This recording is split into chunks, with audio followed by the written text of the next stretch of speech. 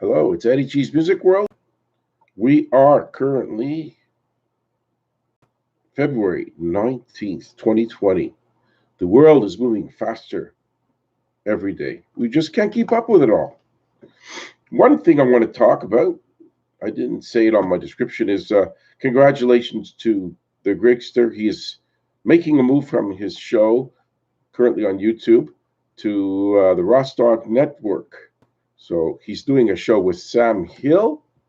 I've seen him on the, I don't know much about um, Sam Hill. I just seen his name around on the chat of Griggy's chat, and the Rostock Network is somebody that has quite a few hundred people watching his show. So he must be somewhat more popular every year. He's getting to be bigger, this Rostock Network. So welcome to Griggy to be on it. I'm happy for him. I will try to listen. I'm assuming these shows are kind of shows on late at night, so I usually hear them the next day if I can stay up. And I want to hear how he does with this new partner. Probably very well. Griggy's very natural. Okay. I was not shocked to see this announcement yesterday. I'm not going to spend a lot of time with it. It's not all that amazing, but it should be mentioned. That the Ozzy North American tour is canceled. Now, that could include Europe too. I didn't look into it. I don't really have a massive interest in every single part of the announcement. I just know for sure the North American tour is canceled. I mean, yeah, he's having treatment for issues. I don't know if it's the Parkinson's or the fact that his bones are all out of whack because he's had rods shifting in his body. I mean, this is a man who's given everything he has to music. And look, I told everybody that I didn't think he would do this tour. I was thinking of going just to see the other musicians, and I know Ozzy would croak along with the music and get through it had he shown up. But because it's canceled, I look at it this way. I have a friend that he wanted to go, but he owes me money from another show. So I mean, I would have to lay out 400 or 500 and still wait for the 100 and something from the Iron Maiden show. So I don't know if I would have gone with him. I might have gone my own, or maybe if it was, a day I wasn't in the mood to run out, I might have just said forget it. But I don't know what I would have done. But I'm hoping he doesn't reschedule again. But maybe in a small way, I hope he does, just so I could see him if he's healthy. But if he's going to be dragging himself to a concert tour that he's not healthy for, maybe it's better he doesn't. So I thought I'd bring it up because I did notice it, and I was pretty good at predicting it when I saw him, especially on the red carpet of the Grammys. Him and his daughter, they said to him, "Ozzy, how are you getting ready for your tour?" He says, "Well, I guess be okay for it." He was being very evasive. He didn't say no, there's no tour. He was saying, yeah, if I can make it, type of thing. Like it's not. He was hinting that it wasn't like locked in as 100% guaranteed. So Ozzy, get well. Nothing against you, boy. If you would have done this tour, might have been good. I don't really know. I'm looking to morph into my final list of the greatest drummers, and I will find it in this big pile of stuff I have to do. I know that I'm at number 20, but now I've got to find the lists, which I know I will do. No, not yet. There's 20 more to go, and like I do to keep it kind of exciting, I don't know what the last 20 is, so it's more interesting for me that way. And the problem is I have all these lists of drummers, and they're buried in my. I think it might be this. Okay, we did find it. The excitement continues. Rolling Stones greatest drummers. We are going to number 20. Let's see if I have anybody listening. Well, I don't see anyone listening. It's okay. They were nice enough, a couple of people to go live during my birthday show. So I appreciate that. And the Grigster, great guy, singing Old Man by Neil Young, for me in a special way. I appreciated that too. And Missy Adamson tunes in. I'm happy for that as well. And anyone else. Okay, we are almost getting ready for the continuation of the greatest drummers, according to Rolling Stones. We are going to find it. We're on the list and we're getting to number 20. But let's see who hasn't been heard from yet. There's Keith Moon. I don't think Ringo will be up there somehow. Well, let's see who it is. Bernard Purdy. I've heard of this guy. Mississippi Bigfoot was his nickname. He's at number 20. Studio player. Now, these guys are getting lots of attention now. Jazz work with Nina Simone and Gabor Szabo. Aretha Franklin's musical director for years. Worked with Steely Dan, Mongo Santa Maria, Bob Marley. So obviously, I have heard of him for a reason. He's been a big guy that's been around and done all kinds of drumming. So great for him. Don't know if he's around still. Looking for a mention of that, but he was, according to Steely Dan's Walter Becker, he was unique stylistic things that he did that nobody else could do. Okay, number 19, Tony Williams. Number 19, 17 years old. Wow. He drummed with Miles Davis. That couldn't have been easy because Miles Davis was a bit of a difficult guy.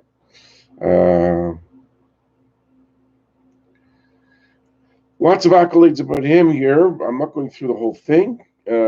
With John McLaughlin has things to say about him. We worked with him. Anyway, look, it's a jazz guy, so I don't even think I've ever heard of this guy. Number 18. Let's see if we can get to a more mainstream guy. Charlie Watts, let's guess. No, Joseph Zigaboo Modeliste. Geez, they keep getting further and further. The obscurity doesn't stop the higher you get. You would think that you get more mainstream guys. Let's see who he's done work with. Excuse me. Meters. The Meters, I've heard of them. Sissy Strut. Okay. Worked with Keith Richards and Ron Wood, so no mention of Charlie Watts, who's pretty good, so we'll see. Maybe he'll show up. Number 17, Terry Bozzio. I do know who Terry Bozzio is. Moving Pic was, what was the band? Trying to remember. Okay, there was a Bozzio that was in a band called Moving. I forget what the band was. Oh, they had a song called "Nobody Walks in L.A." The singer was Terry Bozzio. Maybe it's a different Terry Bozzio or some lady Bozzio. Let's see. Worked with Frank Zappa in the mid-70s. Black Page. Okay. Zappa. Dale Bozzio. Here, so I was right. Dale was a co-architect of the trailblazing 80s new wave band Missing Persons. Okay. So I've heard this drummer in a mainstream framework. More solo now. Okay. Korn, Faith No More, worked with them. Okay, so I know the band Missing Persons that he was in. Bill Bruford, okay, major name, has worked with just about every major progressive rock band. Yes, Anderson, Bruford, Wakeman and Howe, King Crimson. Might have been. Did he do any work with the LP? I don't know. Let's see. But he's like a progressive rock superstar. Who knows? I might have seen him live, and like I've seen Yes and not King Crimson. I don't know what he's up to now. Earthworks, that's his band that he's in now, and he's not working since 2009. He has a PhD. Now he's a Dr. Bruford, so maybe him and Brian May can talk doctor stuff. Who knows? Number 15, Buddy Rich, of course. You don't think of him as a rock drummer because when I was a really young kid, my uncle talked about Buddy Rich and talked how great he was, and he was. I mean, I definitely heard some of his work. There was no YouTube back then. Somebody must have played some of his stuff. I'm not sure. but I definitely have heard some amazing drumming that could not be done by the average drummer. Fast speed, amazing speed, and much more. So, Buddy Rich for sure. I don't have to read all this stuff. I heard about him. Gene Krupa talks about him. Worked with Tommy Dorsey, Frank Sinatra. Uh, did his eulogy. So I know all the stories that he influenced. Collins, it says Bonham. I mean, you name it. Roger Taylor. He's well known. Number 14, maybe Gene Krupa. Ringo Starr. I'm impressed that they put Ringo here because you don't think of him as being this great drummer, but I always thought he was. Uh, Maybe because his a lot of the Beatles stuff is kind of non-complicated drumming, but still very important. Underappreciated, yes, of course, because Keith Moon, Mitch Mitchell was in there, so you don't think of him in that. But there's a lot of great beats he did produce on a lot of the Beatles stuff. So you really have to be more open about it. Uh, he had his own style, which worked very well for the Beatles, of course. 13, DJ Montana. I've heard that name too. Elvis Presley recordings. Okay, session guy, obviously, or maybe did live work with him too. Levon Helm says nice things about him. So this obviously, if you keep up with the Elvis songs, it's pretty impressive. Charlie Watts. So I did figure the Stones might be popping up in the Beatles, and yes, they're here. Keith Richards talks about him. This guy was with another band at first, and Alex's Corner. They got him, and Richards was a big fan of his drumming. A lot of great drumming, underappreciated Sympathy for the Devil, Satisfaction, Brown Sugar. I mean, you know all these songs. There's nothing I could say about Charlie Watts that you don't know. He's entitled to be on this list, deservedly so. And now it seems like the session guys are not as maybe, Ringo and Charlie Watts are the two guys you'd think would be on this list, and they're making it high up. Should I guess that Keith Moon is next? I haven't seen the number 11 yet, but it's worth looking at. Benny Benjamin. Okay, I know this guy's name too. Barry Gordy. So there you go. Look at all the studio stuff the Motown did. I mean, if he was doing the drumming for all those, look, it says Barrett Strong's Money, Temptations, My Girl. These guys, he was part of the Funk Brothers, which is a bunch of studio musicians. So accolades from Stevie Wonder as well. So no shock that he's there, but just I didn't think of him, but it's not like blowing me away that he's up there. Number 10, Stuart Copeland from the Police. Yes, seen them live twice in their early days. He's done soundtracks, a lot of improvisational drumming, not standard keeping the beat type of guy. A lot of fills that he would do on his own, and again, when it gets to be a big star like Stuart Copeland, you pretty much know everything about him just by being an average fan of music. You don't need me to explain too much detail all his comings and goings. He was smart enough to jump on the reunion of the Police. Hopefully, it cashed in because I know he didn't do a lot of writing with the Police. That was mostly Sting, so maybe the money was running down, or not sure how it turned out, but it was good of him to get on that reunion. Number 9, should we go with a big band that I don't? Is it time for the guy from Deep Purple? It's Ian Pace. Al Jackson Jr., totally wrong. Al Jackson, session drummer with Stax label. Great. Stax produced Otis Redding, Wilson Pickett, Al Green, all these big stars. Some work with Eric Clapton as well. So I think I might have heard of this guy, but I'm not sure. I saw the number 8, so it's no surprise to me because I made a mistake of flipping a little lower down. And Mitch Mitchell kept the beat to a great guitarist of Jimi Hendrix. So obviously, to keep up with that guy, you'd have to be pretty much in the top of your game, which he was. So if you just have to listen to the Hendrix stuff, and you right away you can hear the brilliance of this guy. Wish I would have seen him live, but I'm pretty sure he's not with us anymore. Number 7, let's see, Moon, Bonham. Who am I forgetting? Try the Bill Ward of Black Sabbath. Let's see. I haven't got one right in my predictions. Gene Krupa. So Here, you kind of think of him in the same vein as Buddy Rich, jazzish, jazzy type of guy. Great soloing. I've heard of him since I was a kid, so there's no shock that he's up here. Obviously, introduced Neil Peart, it says, John Bonham, blah, blah, blah. So, Group, of course, one of the standard great drummers from the past. I don't know. I'm beginning to wonder if Deep Purple will pop up on this list or not. Maybe Bill Ward, I said. Let's go back to the Deep Purple. I'm going to be right one of these times. Clyde Stubblefield and John Jabbo Starks. I don't even think I've heard of these guys. Number 6, top 100 drummers. Part of James Brown, so that's, no shock that, I don't hear that much about the James Brown groups that he had since when you think of James Brown, you think of all the people coming in and out of his band, but obviously these guys were around for a while and earned their place on the list at number 6. Let's go for a totally. Where would this list go? Would they go to a more commercial band? They're not going to go to a Doobie Brothers or type of thing.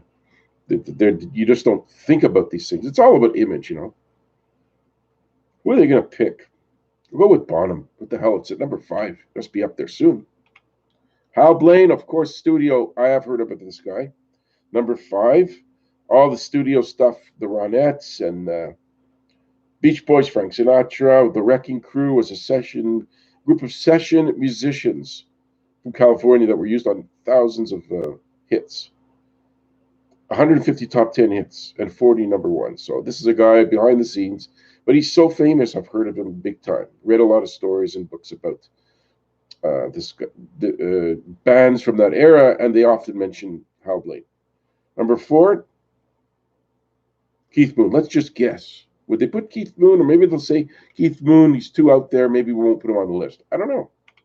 Neil Peart. Should have seen that coming. List was compiled before his passing. And another one of these things, I've seen him live 5 times with Rush. So always impressed by all the drums they used. And again, it's another one of those things. Listen, I see these people on Twitter. They're obsessed with Rush. They go on and on and on about Rush. They're Rush fans this, Rush fan that. They're constantly posting stuff about Neil Peart and Geddy Lee and Alex Lifeson. So I'm not saying it's not warranted. Of course, go listen to a Rush album. You're going to hear amazing drumming, so there he should be. Number 3, we're really coming down to the bottom. I don't know if Phil Collins has been on this list or not, but maybe he's next. Phil Collins, but I might have already announced him. I don't remember. Ginger Baker. Wow, that's pretty high. Just saw the documentary of Ginger Baker and mentioned all of his great drumming with Cream. He passed away. Did that big movie all about his different forms of how he did his music. Baker Gervitz Army, worked at Public Image Limited, Masters of Reality, and others, of course. Maybe it was Blind Faith too, I think. Clapton. He's been with everybody. So from the film, he looked like a difficult guy to get along with, but certainly a great drummer. Number 2, let's go with Bonham. Keith Moon. Oh, I should have said Keith Moon. That means Bonham has to be number 1 because he's not on the list. How do you not put him on the list? Yes, I've seen The Who once, but it was with Zach Starkey, not with Keith Moon. I think the Keith Moon concert, I might have been thinking about going to it, but that was the one where he died just before the tour started getting announced. And nobody drums like him. He doesn't use a standard technique of drumming. You just hear him flailing away, but all within the context of the great guitars of Townsend and the vocals and the bass. So he always pulled it off. There was never any issue. He always made it look so easy, flipping and flying around on the drum kit. So we're going to go with Bonham as number 1, just because I don't think they've been mentioned. I did not pre-read the list. John Bonham, number 1. I got 1 right after 25 predictions. Okay. What else? What do I need to tell you about the guy? Nobody's listening. It's okay. You might listen later. It'll be my excitement to finish the list. Good times, bad times, all of the different offbeats. You cannot drum like this guy. if you're me, like when I drummed, I couldn't do his style. There's just no way. He's the offbeat drummer. You have the timekeeper who's like a Ringo, who plays brilliantly along with the style of the music he's being part of. And then you have a guy who just goes different. He just takes it a different way.